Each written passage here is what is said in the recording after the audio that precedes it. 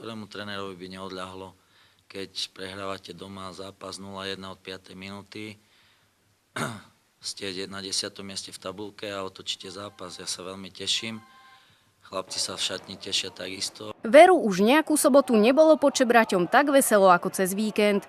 Ružomberok po 4 kolách čakania konečne rozvonil sieť súpera a aj keď od pohľadného futbalu bol tento ešte stále vzdialený, doma zostalo to, čo Ruža potrebovala ako soľ. Víťazné 3 body.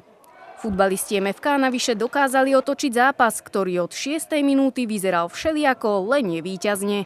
O šokujúci úvod sa postaral Ivančík, keď jeho propagačná strela preklzla Zichovi popod rukavice a ružomberské plány dostali tvrdý úder. Nečakali sme to a dostali sme prvý gól taký zbytočný, že sme mohli loptu odkopnúť už skôr a už to bolo ťažké potom. Ťažké to ale bolo aj pre divákov, ktorí prvý polčas museli jednoducho pretrpieť. Hralo sa bez šancí na oboch stranách, chýbala rýchlosť a miestami aj náznak niečoho futbalového. Ja si myslím, že to bolo také stretnutie s veľkým nasadením. Si myslím, že obidvom ústam išlo o veľa. Bolo tam veľa bojovností, málo krásy. V úvode sa domáci tým ešte snažilo rýchlu odpoveď, ale všetky šance vyzerali ako tieto Mukendyho hlavičky, ktoré síce pohrozili, ale nitrianskeho brankára vážnejšie neohrozili. V 21. minúte zaujala ešte vydarená spolupráca Ďubeka s Pekárom, lenže domáci kapitán nemieril presne. Potom to už na trávniku bola jedna veľká nuda. Nitra sa len prizerala a útočné snaženie Ružomberčanov demonštruje aj táto akcia. Po nezáživnom prvom dejstve sa preto ružomberská šatňa otriasala v základoch. Tréner Šimčo musel svojim zverencom poriadne prečistiť žalúdky. Budem musieť popracovať na kondícii, lebo som to skoro zadýchal cez polčas. Ale zjavne to asi pomohlo a chlapci si aj medzi sebou potom otvorenejšie povedali nejaké kritické slová. Toto všetko určite prospelo, ale hra dostala spád najmä po dvojnásobnom prestriedaní. Nevýrazný Serečín sa aj s Pekárom museli porúčať a na ich miesto prišiel Lová s Luptákom.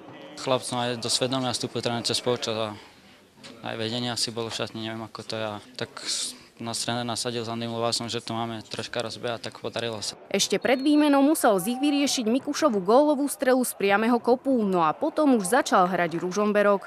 Pred bránou Nitry bolo zrazu horúcejšie a v 64. minúte to konečne vyšlo. Do Ďubekovho rohu sa hlavou oprel Mukendy a Kopecký na jeho prudké zakončenie nemal nárok. Vedel som, že ten gól musíme dať a že to musí prísť. To bola otázka času.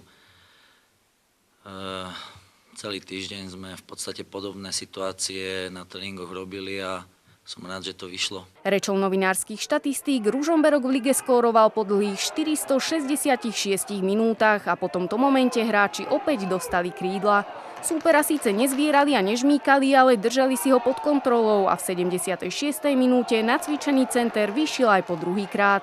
Asistentom bol Lupták a exekútorom opäť útočník Mukendy. Prvý gól nás docelil a sme verili, že dáme aj ten druhý a po mojej akcii vlastne som to dobre trhal konečne, tak padol aj druhý gól, sme sa uvoľnili. Nitrania sa ale v závere ešte stihli prebrať a ich gólovú odpoveď musel z brány vytláčať Maslo.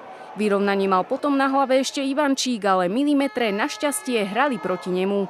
Na druhej strane mal dobrú šancu na kopačke Lupták, no pridlho váhal a strelou z uhla už veľa vody nenamútil. Ružomberok tak Nitru zdolal 2-1 a po 7 zápasoch bez víťazstva mohol konečne oslavovať. Bol to bojovný zápas a hlavne za tú bojovnosť a vieru v to, že ten zápas vyhráme, tak asi sme si to zaslúžili vyhrať. Potvrdiť návrat stratenej formy bude chcieť Ružomberok už túto sobotu v Banskej Bystrici, kam sa vo veľkom chystajú aj naši fanúšikovia. Na domácom zápase sa opäť uvidíme 3. novembra, kedy MFK privíta Prešov.